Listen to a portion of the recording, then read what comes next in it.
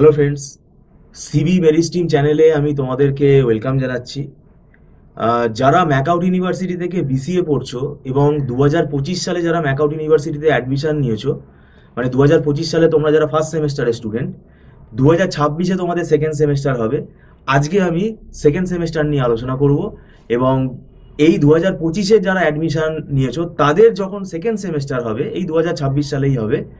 এখন তোমরা বলবে যে স্যার এই এত তাড়াতাড়ি, আমাদের তো সবে কলেজে আমরা ক্লাস করছি, ফার্স্ট সেমেস্টারের স্টুডেন্ট, তা আমরা এখনই আপনি বিসিএ সেকেন্ড সেমেস্টার নিয়ে কি বলছেন? দেখো, বিসিএ সেকেন্ড সেমেস্টার নিয়ে আমি সিলেবাস নিয়ে একটা খুব গুরুত্বপূর্ণ তোমাদের তথ্য দিতে চাই।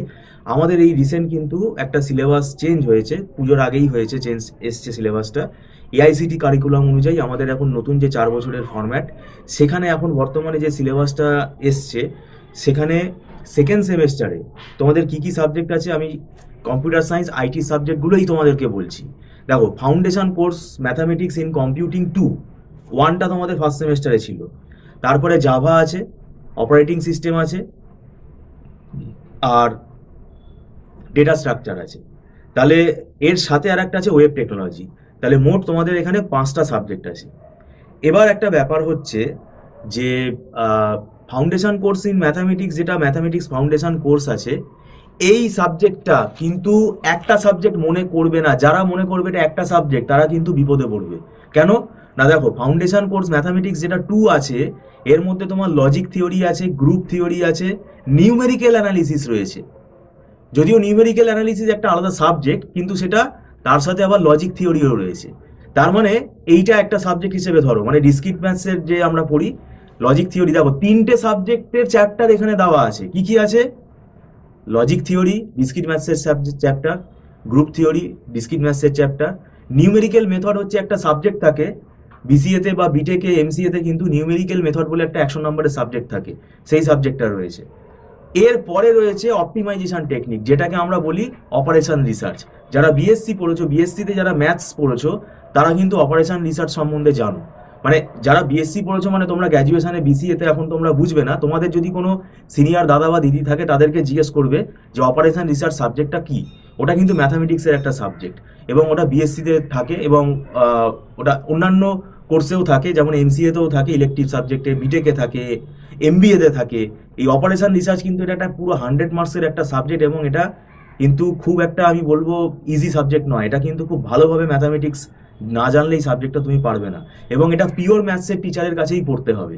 তাই আমি এখানে তোমাদেরকে ওই জন্য অ্যালার্ট করছি, যারা কিন্তু গাফিলতি করবে, ওই জন্য এত আগে থেকে আমি তোমাদেরকে অ্যালার্ট করছি। এই সাবজেক্টটায় কিন্তু যদি তুমি সিরিয়াস না হও তাহলে কিন্তু নির্ঘাত সাপ্লি চলে আসবে। কেননা অপারেশন রিসার্চ সাবজেক্ট যে যে কোর্সে পড়ানো হয়, বিটেক বলো, এমবিএ বলো, এমসিএ বলো, তাদের কিন্তু ঠিকভাবে না পড়লে সাপ্লি আসে। এবং এই অপারেশন রিসার্চ কিন্তু একদিনে হবে না, এটার জন্য কিন্তু সময় দিতে হবে। আমাদের ইনস্টিটিউটে আমরা পড়াই, অপারেশন রিসার্চের অন্য ফ্যাকাল্টি আছেন, আর লজিক থিওরি, নিউমেরিক্যাল যেটা বললাম ওটা আমরা আলাদা করে পড়াই। তাহলে এখানে 2টো সাবজেক্ট, তার মানে তোমাকে যদি অ্যাডমিশন নিতে হয় তোমাকে 2টো সাবজেক্টের ফিস 2জন আলাদা আলাদা টিচারের কাছে পড়তে হবে। তাই এই ভুল ধারণাটা কিন্তু তোমাদের মধ্যে অনেকেরই থাকবে। তাই আগে থেকেই এটা ফার্স্ট সেমেস্টারও হয়েছে। কি হয়েছে ফার্স্ট সেমেস্টারে? ফার্স্ট সেমেস্টারে তোমাদের কম্পিউটার আর্কিটেকচার সাবজেক্টের মধ্যে দেখবে ওখানে ডিজিটাল ইলেকট্রনিক্সের চ্যাপ্টারগুলোও রয়েছে, আবার কম্পিউটার আর্কিটেকচারের চ্যাপ্টারগুলোও রয়েছে। দুটো একটা সাবজেক্ট মনে করলে হবে না, দুটো কিন্তু আলাদা আলাদা টিচারের কাছে পড়তে হবে। আলাদা টিচার না, সরি, একজনের কাছেই তুমি আইটি পেপার পড়তে পারো। মানে দুটো আলাদা সাবজেক্ট, দুটো আলাদা ওয়েট। মানে আর্কিটেকচার একটা 100 নম্বরের সাবজেক্ট, ডিজিটাল ইলেকট্রনিক্স একটা 100 নম্বরের সাবজেক্ট। এবং এই জিনিসটা আমরা এখনো কাউকে বুঝিয়ে উঠতে পারলাম না। তারা ভাবছে যে আমরা পয়সার জন্য বলছি, কিন্তু সেটা আমি টিউশনের জন্য বলছি না, আমি তোমাকে সিলেবাসটা সম্বন্ধে আইডিয়া দিচ্ছি। ঠিক সেই রকমভাবে সেকেন্ড সেমেস্টারেও কিন্তু এই ভুল ধারণাটা স্টুডেন্ট, গার্জিয়ান সবার মধ্যেই থাকবে। যেই ফাউন্ডেশন কোর্স ম্যাথামেটিক্স 2 কেউ পড়তে চাইবে, তখন যেই আমরা বলবো যেটা দুজনের কাছে পড়তে হবে, তখন কিন্তু তাদের মাথায় মানে ব্যাপারটা কিন্তু কনফিউজ হয়ে যাবে তারা। কিন্তু এটা বাস্তবে কিন্তু তোমাকে দুটো টিচারের কাছেই পড়তে হবে। যেমন আমাদের ইনস্টিটিউটেই আমরা কিন্তু অপটিমাইজেশন টেকনিক পড়াবো না, ওটা অন্য ফ্যাকাল্টি পড়াবেন, কেননা ওটা আলাদা পুরো সাবজেক্ট। এবং ওই সাবজেক্টটা পড়তেই প্রায় 8-9 মাস লেগে যায়, এত বড় সিলেবাস। তো সেই জন্য আমি তোমাদেরকে আগে থেকে অ্যালার্ট করছি, এটা কিন্তু খুব সিরিয়াস হয়ে যাবে। আর এটা নতুন সিলেবাসেই এসছে, কেননা দেখো, এর সঙ্গে সঙ্গে তোমাদের আরও 4টে সাবজেক্ট রয়েছে। যেমন দেখবে ওয়েব টেকনোলজি বলে সাবজেক্টটা রয়েছে, ওর মধ্যে এইচটিএমএল আছে, জাভাস্ক্রিপ্ট আছে, এজাক্স আছে। এবার অনেকে বলবে এই যে জাভাস্ক্রিপ্ট, এইচটিএমএল ও তো আমি পারি, ও তো নেট দেখে দেখে আমি করে নেবো। ভাই তোমাকে লিখতে হবে। থিওরিতে কিন্তু এই ওয়েব টেকনোলজিতে কিন্তু অনেকে সাপ্লি পায়, তার কারণটা কি, জাভাস্ক্রিপ্ট এইচটিএমএল অনেকেই জানে, ওই জানাটাই কিন্তু মানে বিপদের কারণ হয়। কেন না, থিওরিতে কিভাবে লিখে আসবো তার একটা আলাদা স্টাইল আছে, সেটা কিন্তু আলাদা করে শিখতে হবে তোমাকে। ওয়েব ডিজাইনগুলো তোমাকে যেমন এজাক্স, জাভাস্ক্রিপ্ট, এইচটিএমএল দিয়ে যদি তোমাকে একটা কোয়েশ্চেন দেয়, গোটা মানে একটা বড় কোয়েশ্চেন, সেটা তুমি লিখবে কি করে, তার ডিজাইনটা কিভাবে দেখাবে, আঁকতে হবে, সেই আঁকাটা তুমি কিভাবে দেখাবে, পেজগুলোকে শর্টকাটে কিভাবে আঁকবে, এইসব জিনিসগুলো কিন্তু শিখতে হবে। না হলে কিন্তু থিওরিতে যতই এইচটিএমএল জাভাস্ক্রিপ্ট জানো, স্কুলে করে থাকো, এই গ্র্যাজুয়েশন লেভেলে এসে কিন্তু সাপ্লি চলে আসে এই ওভার কনফিডেন্সের কারণে। তো সেইটা আমি তোমাদেরকে অ্যালার্ট করলাম। তারপরে আমাদের অবজেক্ট ওরিয়েন্টেড প্রোগ্রামিং জাভা রয়েছে, এর পাশাপাশি আবার রয়েছে তোমার অপারেশন রিসার্চ, অপারেটিং সিস্টেম আর ডেটা স্ট্রাকচার। তাহলে এই এতগুলো সাবজেক্টের লোড কিন্তু তোমাকে নিতে হবে। তো সেই জন্যই আমি বলছি, আমি টিউশনের কথা বলছি না, টিউশনটা প্রত্যেকের ব্যক্তিগত ব্যাপার। কারুর যদি মনে হয় যে না আপনাদের কাছে আমরা টিউশন নিতে আগ্রহী, তাহলে সেটা তাদেরকে ওয়েলকাম করছি, তোমরা কথা বলতে পারো। আমাদের রুলটাও একটু বলে রাখি, আমাদের এখানে মান্থলি ফিস সিস্টেমে ক্লাস হয়। এটা মাসে মাসে স্টুডেন্টরা অ্যাডভান্স পেমেন্ট করে ক্লাস করে, এটা নট রিমান্ডেবল। আর আমাদের এখানে একদম ছোট ছোট ব্যাচেই আমরা ক্লাস করাই, ওই জন্য আগে থেকে আমি তোমাদেরকে ভিডিওতে ইনফরমেশনটা দিচ্ছি। পরীক্ষার 1 মাস আগে 2 মাস আগে আমাদের কিন্তু অ্যাডমিশন আমরা নেই না। তো সেই জন্যই আমি বলছি, এটা কিন্তু গাইডের দরকার আছে। ওই এআই দেখে করে নেবো, টিউটোরিয়াল দেখে করে নেবো, তাহলে কিন্তু খুব মুশকিল হবে। সেটা সবার মেরিট সমান না, সবার আইকিউ লেভেল সমান না। তো এত ভেরিয়েশন আছে, এত ডিফারেন্ট টাইপসের কোয়েশ্চেন আমাদেরকে করাতে হয়। আমাদের আলাদা আলাদা নোটস আছে, আমরা এখানে প্রায় দীর্ঘ 9-10 বছর পড়িয়ে ফেলেছি, তো আমাদের এখানে রেডি নোটস আছে, আমাদের হাতে লেখা নোটস।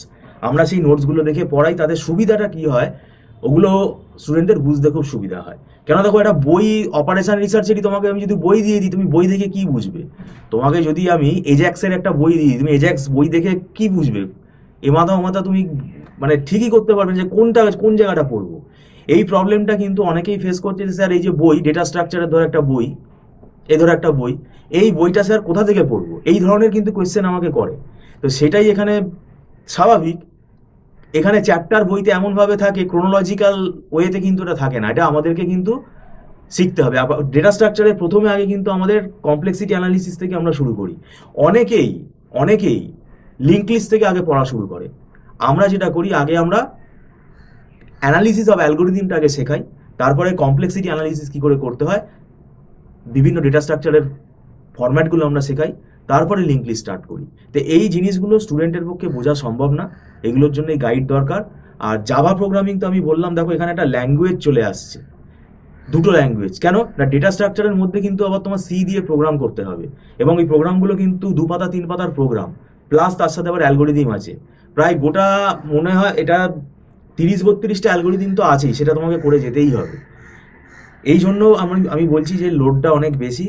এর পাশাপাশি আবার অপারেটিং সিস্টেম আছে, এই অপারেটিং সিস্টেমটাও কিন্তু ডেটা স্ট্রাকচারের মতন অ্যালগোরিদম বেসড, এবং অপারেটিং সিস্টেম থেকে কিন্তু অনেক অঙ্ক আসে। যেমন মেমোরি ম্যানেজমেন্টের ওপর অঙ্ক আসবে, প্রসেস শিডিউলিংয়ের ওপর অঙ্ক আসে, প্রসেস সিনক্রোনাইজেশনের ওপর অঙ্ক আসে, ডিসশিডিউলিংয়ের ওপর অঙ্ক আসে।